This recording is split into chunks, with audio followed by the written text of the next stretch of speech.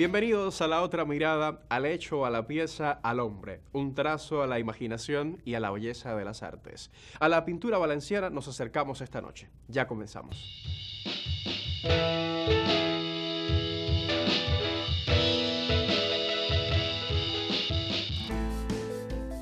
Una mirada a la pintura valenciana del siglo XVII a través de 44 obras pertenecientes a las colecciones del Museo de Bellas Artes de Valencia. El eje vertebrador es el naturalismo en la pintura religiosa y las razones que motivaron en Valencia esta opción estética que se mantuvo vigente hasta finales del 600.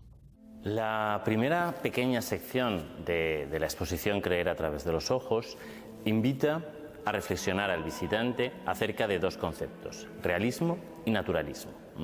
Dos conceptos fundamentales y que de alguna manera entretejen todo el arte del siglo XVII en Europa. El realismo es la capacidad de un arte bidimensional, como es la pintura, para generar la impresión de realidad más allá del lienzo. Y el naturalismo, por otro lado, es la inspiración en el mundo natural para conseguir ese efecto realista. Por ello, lo que se invita al visitante es a pasear por una serie de naturalezas muertas de pintores de la calidad de Tomás Yepes o Vicente Vitoria,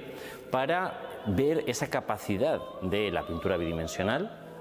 a través del pintar del natural, que es tal y como se define en el siglo XVII, para crear un efecto absolutamente real. Esta capacidad de la pintura confluye en otros géneros artísticos, como por ejemplo las pinturas de Miguel Mar, que se encuentran a mis espaldas, representando a un geógrafo y un geómetra del mundo clásico. Obviamente el pintor nunca pudo pintar del natural a Pitágoras o a Arquímedes o a Tales de Mileto, no, eso es imposible. Pero ¿qué hizo Miguel Mar? Utilizó modelos reales, modelos de su entorno directo, para, disfrazados de filósofos, disfrazados de geómetras, disfrazados de personajes del mundo clásico, transmitir al espectador la sensación de que eran totalmente reales. Es ahí donde se genera esa fusión entre naturalismo y realismo que es capaz de generar un estilo propio en la pintura de finales del XVI y que se va a extender durante todo el siglo XVII.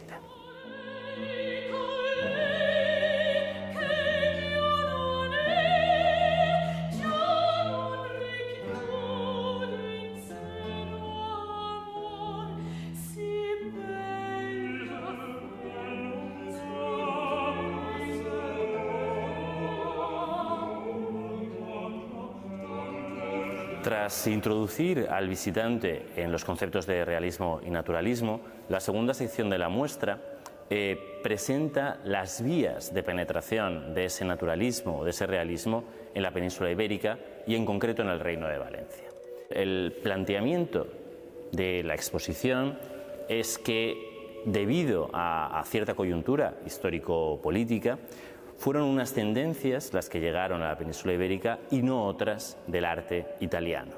En este sentido, ya hace mucho tiempo, Alfonso Emilio Pérez Sánchez, en una exposición sobre Borgiani, Cavarozzi y Nardi, tres pintores italianos activos en España a principios del XVII, señaló la importancia de las corrientes más naturalistas de la pintura italiana en la conformación del barroco hispano. Así ocurrió también en Valencia. Pensemos que las dos orillas del Mediterráneo, Nápoles, Sicilia a un lado y Valencia al otro, formaban parte del mismo conglomerado de reinos que era la monarquía hispánica, y las relaciones eran tremendamente fluidas. Es de esta manera que se explica que determinada pintura, y es la pintura que todos identificamos con grandes maestros como Caravaggio o Rivera, llegara con fluidez a esta orilla de la cuenca mediterránea. En este sentido, esta sección muestra, por un lado, la vía de la llegada de las copias de pinturas de enorme carisma, como la Santa Clara de Scipione Pulsone, el Santo Entierro de Rivera o la Incredulidad de Santo Tomás del propio Caravaggio, que sabemos se encontraban en distintos conventos de la ciudad de Valencia o del entorno geográfico de la urbe. Pero además también llegaron importadas obras italianas de primerísimo nivel. Detrás de mí se encuentran dos fantásticos lienzos de Mario Miniti, el discípulo siciliano de Caravaggio, y amigo muy cercano de él, con la crucifixión de San Pedro y la decapitación de San Pablo, nos encontramos ante un conjunto de enorme riqueza, muy cercano a las capillas pintadas por el propio Caravaggio en la ciudad de Roma, en Santa María del Popolo y San Luis de los Franceses, en el que, a modo de cuadros pendants, se nos ofrecen dos visiones muy crudas del martirio de los primeros cristianos. Prácticamente podemos ver como el cuello de San Pablo sangra, sus huesos están seccionados, igual que los vasos sanguíneos, y se muestra esta crudeza violenta directamente al espectador. Lo propio ocurre con el tratamiento de las luces y las sombras, que aparecen tremendamente forzadas para conseguir un mayor dramatismo. Y el realismo impregna cada centímetro del cuadro, desde las telas a la violencia y rudeza de los sayones que van a martirizar a los dos santos y el propio encuadre, que muy cercano al punto de vista del espectador se nos presenta casi como una visión fotográfica. Esta doble vía de entrada, las copias de grandes maestros italianos y la importación de obras de arte directamente venidas desde Italia, es la que va a alimentar la pintura valenciana del 600, que ya desde finales del siglo XVI, en el entorno del patriarca Juan de Ribera, que después será canonizado, va a optar por una manera de pintar, por una manera de representar muy cercana al realismo de origen italiano.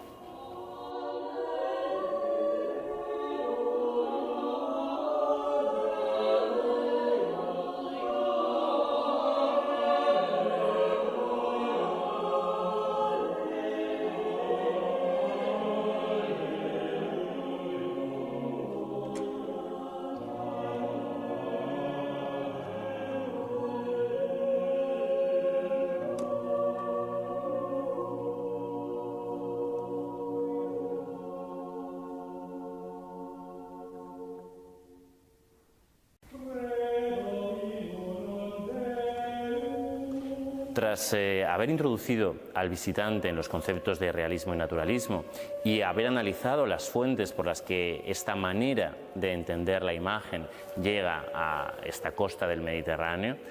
la muestra propone un recorrido por la evolución de la pintura valenciana en el cambio de los siglos XVI a XVII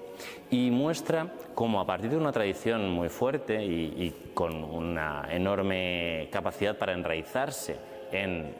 el reino de Valencia, como es la estética promovida por Juan de Juanes y todo su entorno, sobre todo en el círculo de los pintores que trabajan para el patriarca Juan de Ribera, se empieza a generar una idea de evolucionar hacia presupuestos estéticos distintos, de la mano de Juan Sariñena, pero también del propio Nicolás Borràs, que es discípulo de Juan de Juanes. Se va evolucionando hacia esa contramaniera más depurada, más libre de esa dulzura rafaelesca tardía que había dominado en el entorno de Juan de Juanes, y después, poco a poco, de la mano de Francisco Ribalta, Jerónimo Jacinto de Espinosa, Pedro Orrente y los Marc, va a optar por el realismo más crudo. Y esto es fácil de seguir solamente con las 5 obras que componen esta sección de la muestra y que van de Juan Sariñena a Miguel Marc, con este fantástico San Pablo que se encuentra a mis espaldas. Por otro lado, aquí se reflexiona también sobre la durabilidad de estas tendencias estéticas. Como hablábamos al principio, en realidad la opción realista o la opción naturalista es solamente una entre las muchas que se ofrecía en la pintura barroca a principios del siglo XVII. Sin embargo, en Valencia en concreto, esta opción se mantiene casi inalterada durante todo el 600 y hasta prácticamente el advenimiento de los Borbones como nueva dinastía en el siglo XVIII. ¿Por qué ocurre esto en Valencia? Porque se mantiene muy viva una determinada manera de entender la imagen religiosa que va a privilegiar el realismo por encima de otras corrientes pictóricas como el colorismo veneciano, la ampulosidad de la pintura flamenca de Rubens o Van Dyck, y va a crear una escuela fácilmente reconocible prácticamente desde 1600 hasta 1700.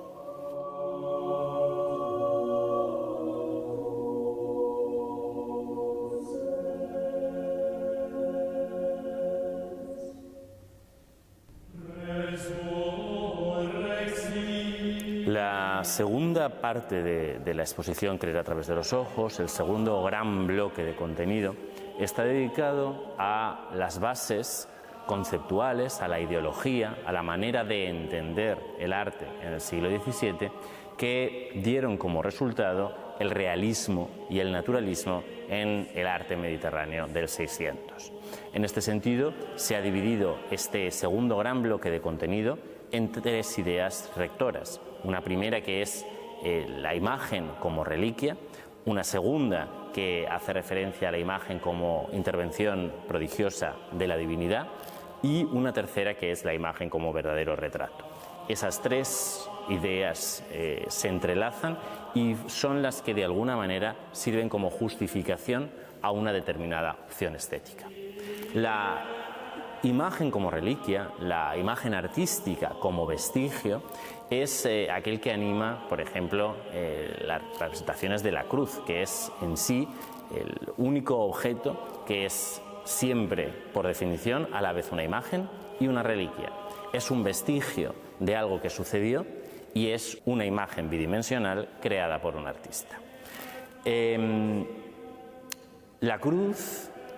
nos encontramos delante de dos de los grandes protagonistas de la historia de la cruz. Decíamos, ejemplifica este concepto de la imagen, ya que la reliquia, el vestigio, funciona de una manera similar a cómo podría funcionar una prueba judicial. Es decir, su existencia, ese pequeño fragmento que ha llegado a nosotros de algo que viene de otro espacio y de otro tiempo, lo que hace es probar a aquel que la ve la veracidad de algo que ocurrió. Y esto es algo fundamental en la pintura del siglo XVII, que sirve como prueba para convencer al fiel de que la fe, en este caso la fe católica, es la única y verdadera.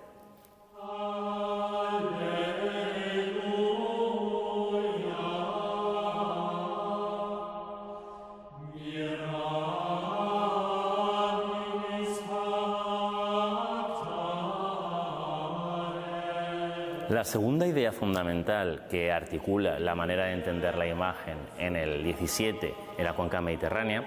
es la imagen como prodigio, la imagen como milagro. Es decir,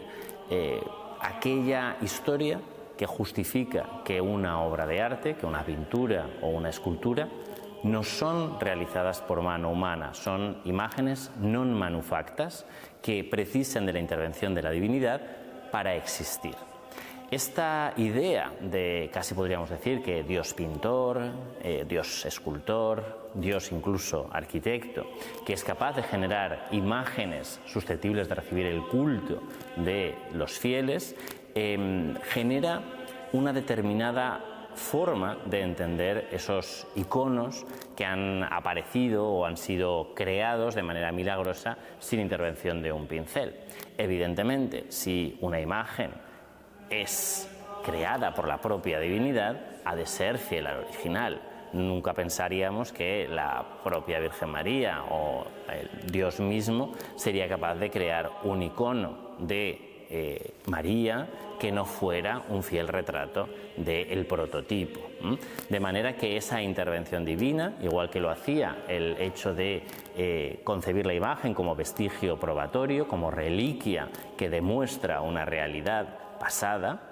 pues esa idea de la imagen como prodigio también anima un determinado realismo o una vocación realista de la pintura. En este sentido, me parecen especialmente relevantes las dos piezas que se encuentran a mis espaldas. Se trata de dos piezas leyenda, de dos piezas historia, dos elementos iconográficos que corresponden a la pintura de historias, es decir, narran una acción ocurrida en un espacio y un tiempo ajeno al nuestro, y que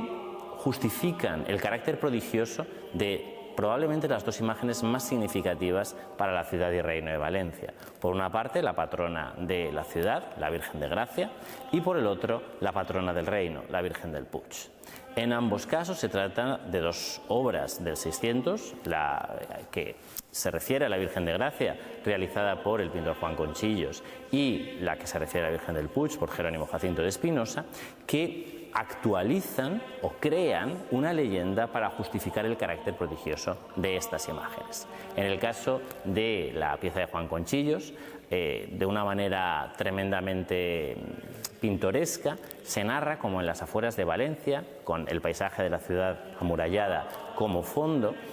un ángel apareció milagrosamente a los agustinos después de la conquista de la ciudad de manos musulmanas, para dotar a su convento, al convento de San Agustín, de la prodigiosa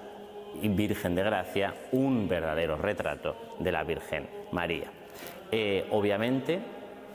hoy sabemos que el icono de la Virgen de Gracia es una tabla italiana del siglo XIV, pero se rodea de ese aura de imagen non manufacta, de imagen milagrosa, traída desde el cielo por los mismos ángeles para ganar un poder particular sobre los fieles. En el caso de la Virgen del Puig, seguramente la leyenda es todavía más conocida. El hallazgo de este icono dentro de una campana antes de que Jaume I entre en la ciudad de Valencia, y que se trata de un icono que es milagrosamente descubierto gracias a la intervención divina, tal y como refleja Espinosa.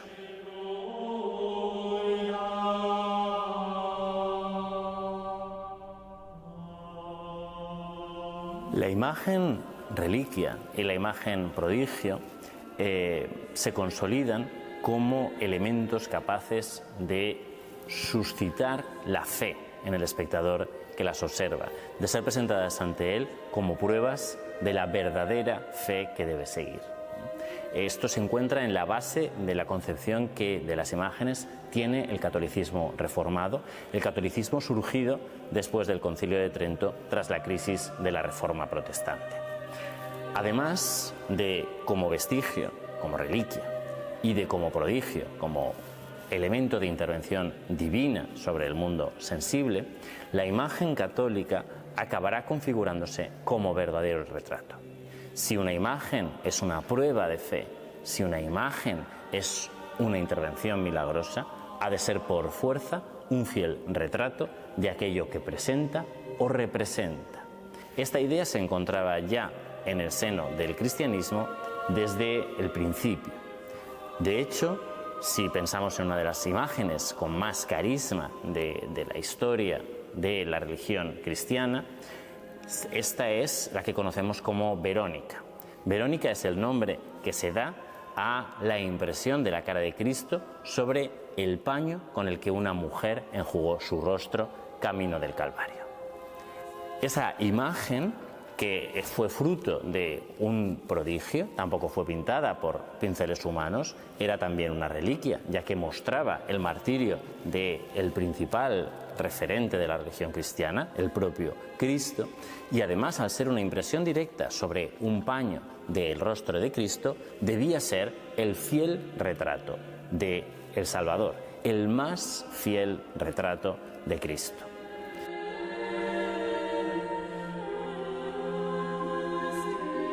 De cualquier manera, la multiplicación de esta Verónica hizo que la idea de retratar fielmente a la divinidad o a un santo fuera un elemento constituyente de la cultura visual cristiana.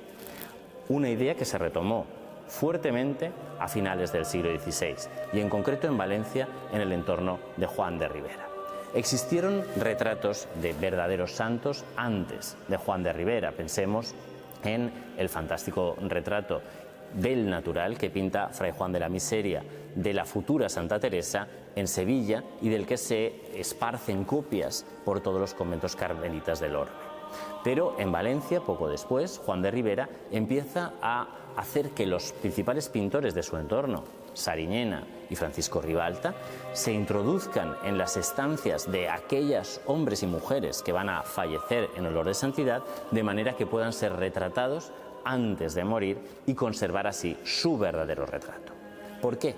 Porque se considera que ese verdadero retrato, tremendamente cercano al original santo, al original divino, tiene un poder superior cuanto más se parezca al prototipo.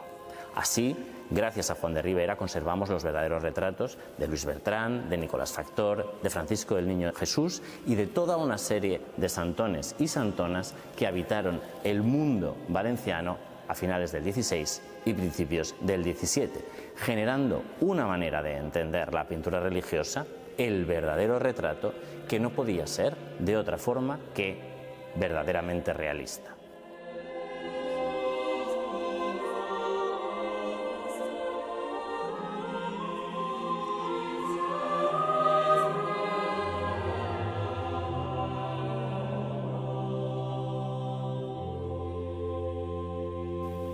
Tras realizar un recorrido por las bases formales y conceptuales de la pintura religiosa del siglo XVII en el ámbito mediterráneo y en concreto en el Reino de Valencia, la exposición Creer a través de los ojos propone una última sección reflexiva al visitante. En ella se muestra cómo esa manera de entender la pintura, esos verdaderos retratos que empezaron a surgir en el entorno del patriarca Ribera a finales del siglo XVI, acabaron contaminando la totalidad de la pintura del Reino de Valencia durante toda la centuria. Un caso claro en el que se puede apreciar como esa manera de entender la pintura como vestigio, como verdadero retrato, como un prodigio de la fe, destinado, no olvidemos nunca, a convencer al fiel de permanecer en la verdadera fe católica, da como resultado piezas como una de las que se ha restaurado ex professo para esta exposición. Es el caso del fantástico lienzo de Ribalta, que se encuentra a mis espaldas, en el que se representa a el venerable Fray Juan Micó, un dominico del convento de Santo Domingo de Valencia, junto a San Andrés. Evidentemente, el pintor conoció a Juan Micó y pudo tomar su retrato del natural, y así se muestra al fraile dominico mirando con ojos severos al espectador de una manera tremendamente cercana y viva, casi tan real como el bodegón que conforman el rosario y el libro en sus manos. Sin embargo, San Andrés fue un personaje que habitó el siglo I y que obviamente nunca pudo ser conocido por Ribalta, pero aparece representado en el cuadro de una manera tan o más realista que el propio Juan Micó, probablemente porque responde a la toma del natural de un retrato, de un modelo de la calle. De esta manera, para ser creíble, para ser verdadera ante los fieles católicos del siglo XVII, la pintura se tornó real, tanto cuando era un verdadero retrato como cuando era simplemente una imaginación en la mente del pintor. Pintar de natural se convirtió en la tónica de los pintores valencianos del siglo XVII, y así hoy en día resulta casi imposible decir quién es más real en la pintura de Ribalta, Juan Micó o San Andrés. Los dos, porque los dos se presentaron ante el espectador con el objetivo de ser prueba de la verdadera fe, para que los fieles creyeran a través de los ojos.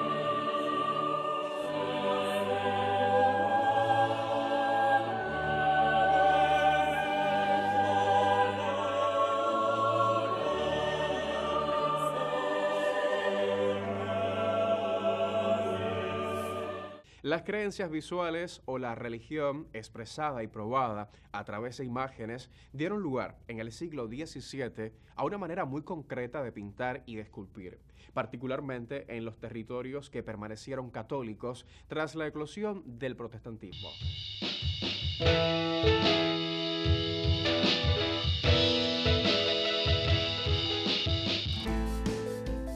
¿Ha vuelto usted a vivir junto a nosotros la experiencia de disfrutar del arte? La semana próxima regresamos con una nueva mirada al mundo de las artes visuales. Hasta entonces, muy buenas noches.